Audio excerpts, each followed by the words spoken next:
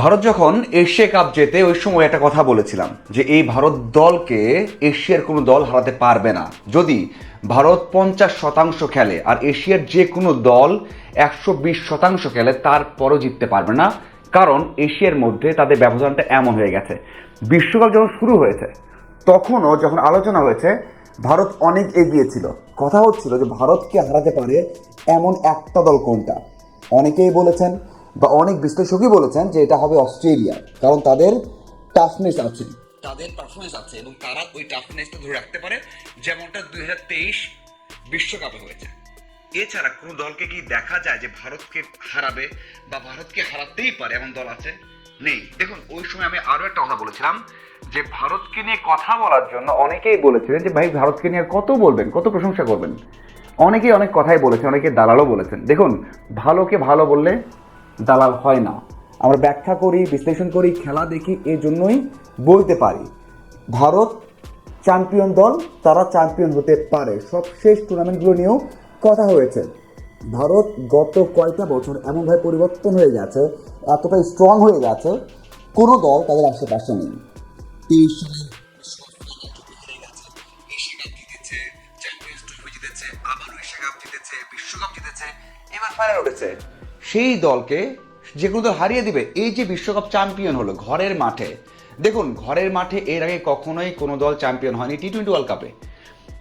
এর আগে কখনোই কোনো দল টানা টি-20 বিশ্বকাপ জেতেনি। ভারত দুইটাই করে দেখালো, মানে একবারে দুইটা কাজই হয়ে গেল। এবং যখন নিউজিল্যান্ড ফাইনাল উঠেছে তখনই বলা হয়েছে যে এবার আর ম্যাচ খেলতে হবে না, তারা চ্যাম্পিয়ন হয়ে যাবে। দেখুন, যদি এবারে বিশ্বকাপটা দেখি আমরা, প্রথম ম্যাচটা যুক্তরাষ্ট্রের সাথে, শুধু ওখানে একটু সমস্যা হয়েছে, মানে আমেরিকার সাথে ওখানে একটু সমস্যা হয়েছে। প্রথম দিকে 5 ব্যাটার দ্রুত ফিরে গিয়েছিলেন, এরপর থেকে প্রত্যেকটা ম্যাচ তারা সহজ জিতেছে। শুধুমাত্র একটা জায়গাতে সাউথ আফ্রিকার বিপক্ষে 90-এর বেশি রানে হেরে গেছে এই আহমেদাবাদে। তারপর থেকে প্রশ্ন উঠে গেছে যে ভারত পারবে কি পারবে না। যদি সাউথ আফ্রিকা ফাইনাল ওঠে তাহলে তারা হেরে যাবে, সাউথ আফ্রিকা একমাত্র পারে যে ভারতকে হারাতে, এই কথাগুলো এসেছে। কিন্তু ভাই, যদি এখানে সাউথ আফ্রিকাও আসতো তাও তাও ভারত এগিয়ে থাকতো, এগিয়ে থাকতোই, কারণ তাদের গেল 2 থেকে আড়াই বছর এমনই হয়েছে। 2 থেকে আড়াই বছর তারা কোনো সিরিজ হারেনি, টি-20 সিরিজ হারেইনি, এবং এর মধ্যে এশিয়া কাপ জিতেছে, টি-20 বিশ্বকাপ জিতেছে, টুর্নামেন্ট সিরিজ সব জিতেছে। সেই দলকে কেউ বলে কয়ে হারিয়ে দিবে? টাফ। হ্যাঁ, যদি খারাপ সময় যায় তাহলে। বিশ্বকাপে তো অধিনায়ক পারফর্মই করতে পারেননি, সূর্যকুমার যাদব তো পারফর্মই করতে পারেননি। এছাড়া বাকিরা সবাই করেছেন, ধারাবাহিকভাবে করেছেন, এই জন্যই তারা জিতেছে। হ্যাঁ, কষ্ট লাগতে পারে, কষ্ট লাগবে, কারণ নিউজিল্যান্ড 5টা ফাইনাল হেরে গেল। 15 final, 19 final, 21 final, 25 champions trophy final এবং এবার 26-এর টি-20 ওয়ার্ল্ড কাপ ফাইনাল। তবে এই হারের পরে মানে হতে পারে না যে কষ্ট, আমার নিজেরও খারাপ লেগেছে যে একটা তো তাদের জেতা উচিত, তাদের কালচারটা চেঞ্জ হোক।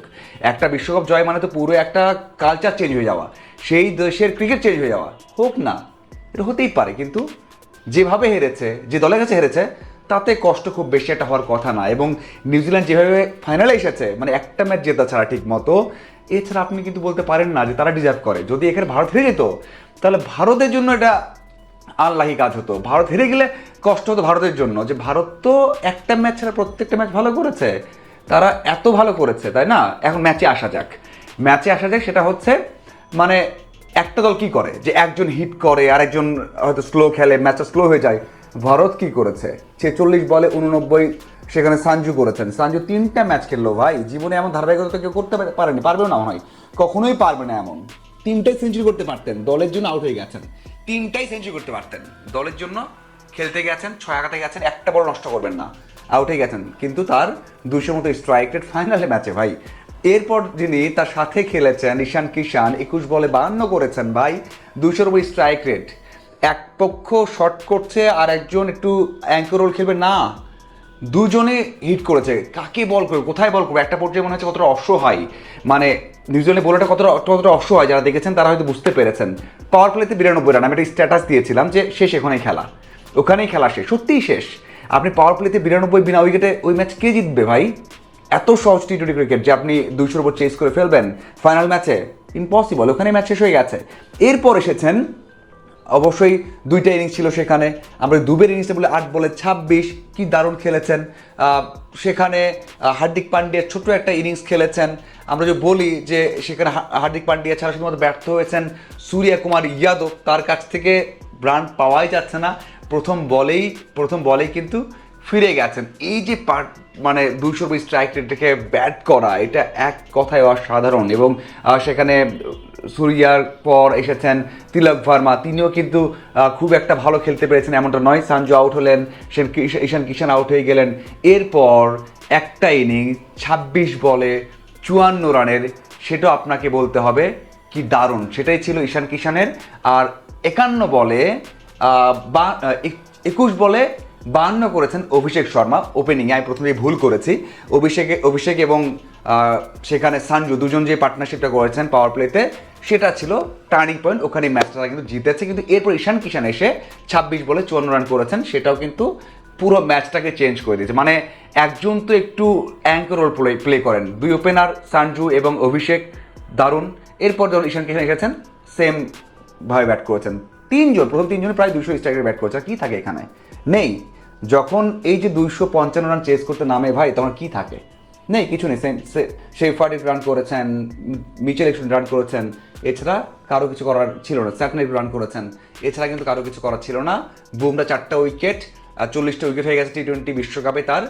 এছাড়া অক্ষর প্যাটেল 3টা উইকেট নিয়েছেন। এই হচ্ছে ম্যাচের সামারি। বড় ব্যবধানের জয়, 96 রানের বড় জয়ে বিশ্বকাপটা তারা রেখে দিল। সর্বোচ্চ 3বারে বিশ্ব চ্যাম্পিয়ন এখন ভারত। এবং তিনবারই তারা আগে ব্যাট করেছে। এই যে যারা পরে ব্যাট করবে, চেস করবে, তারা হয়তো জিতবে, তারা এগিয়ে থাকবে, সেটা কিন্তু হয়নি। এখানেও তারা আগে ব্যাট করেছে, তারা জিতেছে। এর আগে 24 বিশ্বকাপে আগে ব্যাট করেছে, তারা জিতেছে। এবং 7 বিশ্বকাপে তারা ব্যাট করেছে, তারা জিতেছে। এই হচ্ছে ভারতীয় ক্রিকেটের উত্থান এবং সবচেয়ে গুরুত্বপূর্ণ সময়, সবচেয়ে সাফল্যমণ্ডিত সময় এবং সবচেয়ে আধিপত্য বিস্তার করার সময়টা এটাই। 23 থেকে 26 আরও কত যায় সেটা এখন দেখার অপেক্ষা। আপনার কাছে কেমন লেগেছে ম্যাচ? এবং ভারতের যে আধিপত্যটা এখন আছে ক্রিকেটেই, শুধুমাত্র মানে বড়দের না, পুরুষদের না, মেয়েদের ওডিআই ওয়ার্ল্ড কাপ জিতেছে, সেখানে যুব দল তারা জিতে যাচ্ছে। সব কিছু মিলে তাদের এই ক্রিকেট উত্থান, ক্রিকেট আধিপত্যটা আপনারা কীভাবে দেখেন অবশ্যই জানাবেন। ধন্যবাদ।